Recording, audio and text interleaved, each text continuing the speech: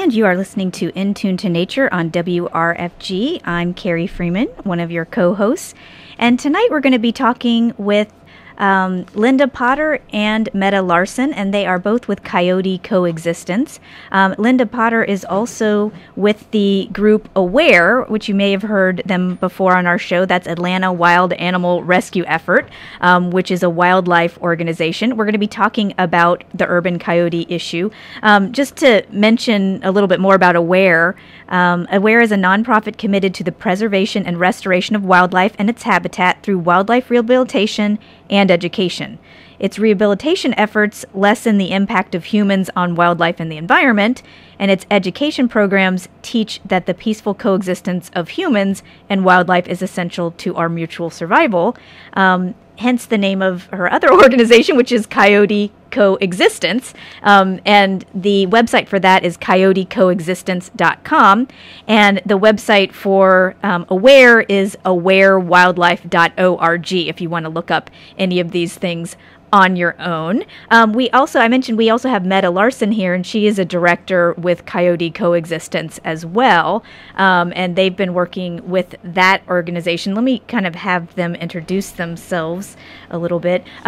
Linda, you have been with AWARE for how many years? You've been volunteering there a long time. About 5 years now. Okay. I retired about almost 5 years ago. You had a career in banking and finance. Exactly. Yeah. And was so delighted to get out of the desk, get my nose off the desk, and go and work with animals, and it's been a tremendous experience for me. And did the Coyote Coexistence group come a little bit more recently out of an issue that arose while you were working on wildlife issues at AWARE? You kind of saw this? Because I noticed on the homepage for AWARE, they address coyotes right on the homepage, because it must be a lot of people are going to the AWARE website with that as maybe an issue in mind. Yes, indeed. So AWARE has always supported people that have questions about coyotes, but about all wildlife. Yeah. But the coyote issue has become more of a concern, and Meta actually was the one that first got the group together, and I got involved with it from its genesis, which was just only a few months ago. November, maybe. So Meta, it's a pretty new group, the Coyote Coexistence group. Yes, I was kind of on my own in my neighborhood learning about coyotes, and then started to contact people who knew more about coyotes. And what's your neighborhood? I live in Candler Park, and coyotes have been spotted in Candler Park late at night. Probably most people have never seen them there, but I have seen them in Druid Hills, and also heard them in Druid Hills where they are more established. Yeah. So you might hear them howling at night over there. Wow. But I think Meta's concern and what got us together was the trapping that was going on in that area. Ah. And so in the Druid Hills area especially. So some of the neighbors hired a wildlife trapper. Exactly. And what was the method that was being used to trap them? Is it like a leg hold trap, or like a... That's exactly right. The trapper the furriers use like that. Yeah, the trapper, in this case, it was Chip Elliott, who is the trapper that had gone out to where the coyotes were, and he puts a stake in the ground with a chain on it, and then a leg hold trap on that. And it really could catch anyone, but it might catch a coyote. But I'm very against those indiscriminate leg hold traps. And I don't even if you catch who you want to catch, it's a horrible. It is way. It really is very. It's very horrible for the animal. Very fearful for the animal, and then it's also many people think that the coyote can be relocated. Yeah. They can't. So they are euthanized. In the case of Chip, once he gets them, he holds them for a while to make sure that no animal has been harmed that they would need to get the coyote. He holds them for 72 hours, but then he will shoot them. Oh, gosh. And if he shoots them, he then will may sell their fur, their pelts, to sometimes offshore to China, other places where they use them in parkas, or some trappers will turn them over to hunting clubs for the purpose of hunting them by dogs for sport. Now, so some neighborhoods around Druid Hills or Candler Park hired the trapper. Is this happening in other communities, like in Alpharetta? Like, how many communities are noticing that coyotes are also in their area?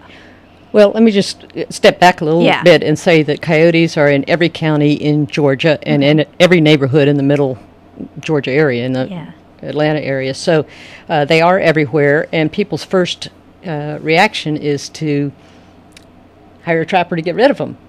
There's a fear base. They don't consider, well, can we live together with them? Not everybody. Some people. Yeah. Do they think, oh, they're not supposed to be here. This is abnormal. This must be an abnormal animal, so let's get rid of them. Do they not understand, like, oh, they actually have been here, but I just haven't seen them before, or I didn't notice them until now? Sometimes they think that, and other times it's just a primal fear of them that they say, we've got to get rid of them because they could harm someone. Yeah. So they go for a fatal solution right off the bat. Exactly. Okay. So that was one of the issues that had you kind of galvanized, because of course we're coexisting with squirrels and raccoons and deer and all these other animals all the time, but it's because this is a canine who is omnivorous, but also, eats some meat and some plants, that people have kind of a fear-based, or they're very threatened by this particular animal in a way that they're not by other kinds of wildlife. So they have kind of an immediate insecurity. Does some of that come from a misunderstanding, do you think? That fear that people have when they see them, is it because of myths that we've heard about wolves and coyotes? Or I'm not sure the basis for it. Yeah. And I don't want to get in each person's mind, but they do have misunderstandings. They do think that they're going to attack them or their children or their pets, unprovoked attacks, that they'll suddenly come out of the wild and get them, which is not the case. Yeah. And I've noticed in some of your literature, too, that it'll say that just because a coyote's getting near you doesn't mean he's kind of coming after you or he's lost his fear of humans. Right. But we do want them to maintain their fear of humans. And the way to do that is when you see one, you want to, what many people call haze them, or some others call vex them, but you look directly at them so that they know that it is what you're about to do is applying to them. You get their attention, and then you can do one of many things. You can clap your hands, you can take a newspaper and slap it against your leg, you can wave your arms. Exactly. Make noise, yell at them. Basically, you're telling them, this is my territory, I don't want you here. They are territorial animals, so they understand if it's somebody else's territory. Yeah, so you're communicating that to them in a way they understand, that says, you're not welcome right here, because this is where I am. This is my yard, my space, and I want you out of here. Yeah. And you tell them that, and you don't stop until they leave, because if you stop, then they go, oh, well, they were just kidding. They're not really that scary or something. Exactly. Yeah. So it's kind of a dominance thing, which some canines might understand in communication, because also looking directly in the eyes of canines can be considered threatening. Right. And it's not like the best way to greet a dog, for example, is to stare at him is not the best way. So, but in the case... But by staring at them, it is a little threatening, because you, in this case, want to convey that maybe they should be scared of you. Exactly. Yeah. But you're actually not harming them, so it's a humane solution to the situation. Yeah. Right. And I know that both you ladies have been at some neighborhood meetings that have been held recently to try to have some maybe conflict resolution between some of the neighborhoods and address some of their concerns with some wildlife experts who kind of understand the issue and the species. What were some of the concerns that were raised by the neighbors that you're hearing? Like, how is the problem being framed by other people? Well, the concern is very similar everywhere. People are either concerned that the coyotes may attack people, kids especially, or pets. Yeah. And I was kind of surprised, though, in the recent meeting in Druid Hills, people were also concerned about the fate of the coyote. So, like in what way? I mean, some of them were concerned that they were going to be hurt by living close to us or something? Well, they were concerned about, some folks have called trappers. Yeah. So what's going to happen to the coyote once he's trapped? Oh, okay, so they have humane concerns as well. Absolutely. They don't like the concept of trapping because it's a violent way to solve a perceived problem. So they wanted to know exactly what was going to happen to the coyote once it was trapped, and then okay, well, that's good. Yeah. So you have people at the meeting that are not there to complain about the situation, but they're there because they're curious and also want to be protective of wild animals as well, or make sure that something's not being done in the name of their community that they find against their values. So we did talk about, is there a problem? Are people safe around a coyote? And are children safe around a coyote? And coyotes are naturally afraid of people. Yeah. They may lose their fear of people, especially if they've been fed, intentionally or unintentionally. Yeah. But they're naturally afraid, and by the hazing we just talked about, that's a way of letting them know that they're not wanted, so that kind of instills that fear back in to the coyote.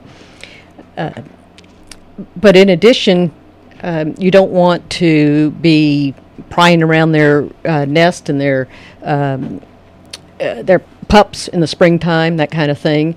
So there are many things that you can do. What I've advised people is that if they have very small children, that they don't leave them unattended. Okay. And that's just logic. Yeah. Yeah. In addition, for the pets side of things, I would not leave small pets outside unattended. First of all, there are many things beyond coyotes that could be a problem. You shouldn't leave cats out. There's always a risk to your domesticated animal when they're out. Exactly. Probably more likely to be hit by a car, honestly, than anything else. But because what is the natural food source for coyotes? Like, what do they tend to want to eat? Well, their main food source is mice and rats, rodents. Okay. So without coyotes, we'd have an abundance of rodents. Okay, and so that's a good thing. They're part of the ecosystem in terms of, because we don't have that many natural predators in our ecosystems anymore, especially urban. Exactly. In fact, I was at a meeting a year or more ago in Decatur where they were talking. The city was hearing from its citizens about whether or not they should have. Should trap coyotes, and they decided not to trap them because it's not effective to trap coyotes. But in any case, as part of that meeting, it came out that they had a problem in the Decatur city with a lot of rats. And that's why they were seeing more coyotes. I see, because there's a food source there. Exactly. So when you see them, you often have to examine what's the food source, what's attracting them to that area. Yeah. But it's good because they do get rid of these rodents that we don't want an abundance of. And Meta, have people that you know like lost pets, or has there been any conflict in terms of cats or dogs? And so maybe that's kind of sparked a hysteria. Yeah, I think about the trapping initiatives that I'm aware of in town here. They're precipitated by a lost cat and also a small dog that I know of, and when we learned the stories, like the cat was roaming or the dog was out alone at night, which is something we strongly advise against. We need to keep our pets safe, but of course the owner of those pets are heartbroken, right? But then the sort of knee-jerk reaction to just go out and hire trappers and then kill the coyotes or let them meet their fate being killed by hunting dogs or. It's not a humane or it's not a humane response, solution, but then if you listen to the scientists, there have been numerous studies, and anybody you talk to who's informed about it say that the trapping and in fact the killing of coyotes, it doesn't work. In fact, it increases the population. Why doesn't it work? Can you explain? It's a paradoxical explanation, but any time if you kill, say, they live in family groups. If you kill the alphas, there might be, like, say, 2 or 3 other females who are not breeding in that group. Well, suddenly they're allowed to breed. So you, rather than having 1 female breeding, you're going to have 3 females breeding. Also, they might have larger litters, so you can have an abundance of coyotes. And it kind of explains, if you look at the expansion of coyotes over the last 100 years, from just living out on the prairie to being, like Linda said, everywhere. Yeah. So they've expanded, and the more they're killed by humans, the more the population grows. Also, anytime you remove coyotes, if you don't put up a fence around your neighborhood or your subdivision, they're coyotes that are just going to come and move in. Yeah. And there are always these transient coyotes, especially this time of year. They're kicked out. They're looking for new territory. You create a nice new territory for them. So there's always going to be an increase of the population. So the killing is believed to be ineffective. Yeah, counterproductive. Even just relocating them is the same issue. Like, you're still creating a gap that they fill with breeding or whatever. So it sounds like we need to coexist with them, because you can't kill the problem away. Right. I mean, nor am I an advocate of that as a solution. Like, the concept, humans deserve to be here, but anybody else, forget it. We're just, going to have all this urban sprawl and then kind of say, well, this is our territory and nothing else. That's not really how ecosystems work. And we have hawks, we have we have other great horned owls, Yeah. and we have snakes. Should we kill them all because they eat critters? And I think it's easier to keep our cats inside. Yeah, and there's multiple benefits to doing that as well. For the songbirds, yeah, for cats, example. kill, but we're not sending out trappers to kill the cats because they're killing the rodents, And so at some point you have to kind of say, when you put your non-human animals outside, then a kind of an ecosystem starts existing about predation, and you have to kind of accept that risk. Unless if you keep your cats inside or dogs inside, that reduces those chances of that. But people have a very strong reaction to predators. We are predators too, but therefore we have a strong reaction to wolves, to coyotes, to all the predators out there. And here we have the coyotes. So I think that's what we're seeing. It's kind of a primal fear and revenge. If you're just joining us, we're talking to Mette Larsson and Linda Potter, and they are with an organization called Coyote Coexistence. That's coyotecoexistence.com. What's the next step in terms of, are there any next steps in terms of dealing with the issue locally? Or do some people seem satisfied by the tips that you have for coexisting, or do you feel like there still needs to be a lot of education and there's still a lot of trapping going on?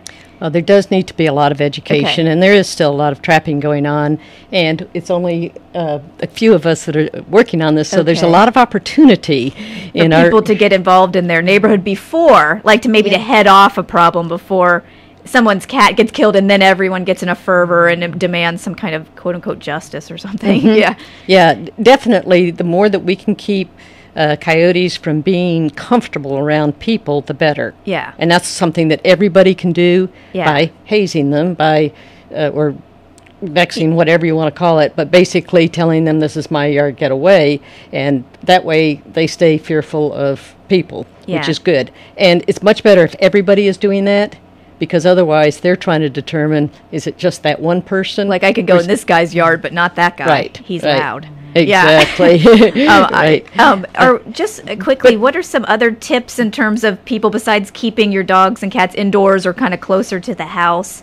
What are some other things that you can do? Sure. Well, definitely you don't want to attract them by feeding them either advertently or inadvertently. In other words, even things as simple as, don't feed your pets outside. Yeah. But also, some people don't think about the fact that if you have a bird feeder, right, a lot of seed goes on the ground, a lot of mice and rats scurry to get the seed that's on the ground, and then the predators, the coyotes and the hawks and such, come to get the mice and rats. So that came from the bird seed from the song, so et cetera. If you are seeing coyotes in your neighborhood, then perhaps you should consider, even though that's kind of sad for some people, taking or if you have like a balcony or up, you can put them like way off the ground or something like that, perhaps. Clean up underneath. Yeah, okay, so keep it, a little bit clean. So there's things you can do to mitigate. Yeah, another thing is compost piles. Many people compost, but they don't think necessarily of securing it. And what that means is that there can be fruit, there could be, vegetables, many things in there that a coyote or other animals are going to find as raccoons. Exactly. And so you have to mice secure the top so they can't lift it up or just get in there. Yes, and so the mice or rats may come to the compost pile. Or the coyotes might come there, but the coyotes might also come because the raccoon or the mice or rats are at the compost pile. And, people don't think, we don't have mice and rats around here. Well, you really You might do. not see them all the everywhere. time. Right. Similarly with garbage cans, make sure Yeah. that they're secured because that attracts animals as well. Yeah. So those are the kinds of things that we can proactively do to coexist with coyotes Yeah. so that we don't have to kill them. And what are, just to wrap up, what is some ways that people can get in touch with you if they'd like their neighborhood to have a meeting, or if they want to educate or volunteer? What resources are out there? well, certainly there are two major ways. One is to go to the coyotecoexistence.com website. Okay. And there'll be a place for comments or questions back to us. Okay. We get those and we respond very promptly to those, and we would be glad to come out and talk to people or set up a meeting in their neighborhood. We're also looking for neighborhood reps for some neighborhoods that just keep their their ear to the ground and let us know if there are coyote sightings there. Okay. The other thing is they can always call AWARE Yeah. at 678-418-1111.